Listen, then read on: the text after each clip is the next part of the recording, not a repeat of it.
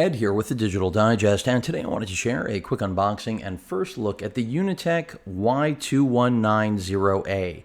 Essentially what you're about to see is a charging hub designed to charge all of your mobile devices, smartphones, tablets, even cameras. You're going to see it. It retails for, I believe, a little under $100 US. Depending if it's on sale, it may be as low as $70 US. I'll include a link in the description, and Unitek was kind enough to provide this for me, furnish me with this product for review. So with that said, let's take a look at what comes in the box. So the first thing you see immediately is the dock itself. This does come in different colors. This is the black version, and already you can see all of the partitioning right there for all of the different devices that it can charge. Plenty of ventilation, which is definitely necessary. And you can see we have traditional 2.4 USB ports, many, I mean, more than enough. And then you have quick charging ports, two of them right here. So we do have support for quick charge as well as traditional charging. Nothing else really except for the DC port right there. Clean all around, ventilation all around. Let me show you what else is in the box. And this is where all the rest of the goodies are. So we have our power brick, which of course is fairly large, but you've got to remember this thing can charge just about anything. So that's part of the beauty.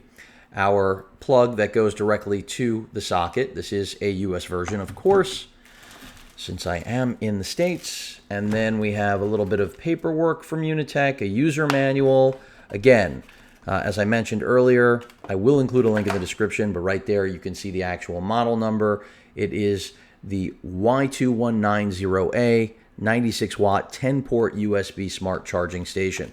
So inside of here is where, I'm not going to say the magic happens, but this is where all of the plates are to separate your devices. You will be using your own cables, and you can see they're just plastic plates that you can place directly into the Unitek charger and then essentially position your phone, tablet, whatever it may be, vertically or horizontally and plug it into that base, of course, after you've connected the power brick. And you might say to yourself, Ed, there's no reason I would need one of these, but I can tell you right now, there have been many instances where I wanted to be able to charge a tablet and a phone in one location. And there are some ways, but this seems to be just about one of the only solutions on the market. Not the most beautiful, but in terms of functional, it does its job.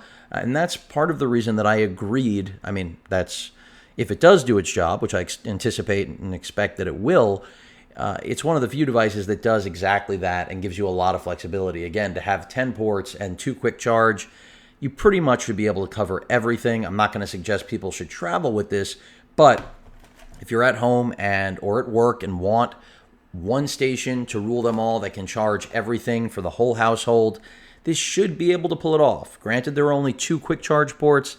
That still should be enough. And again, you can connect any type, whether it's Type C, as long as you've got a regular USB port on the other end, you're good to go.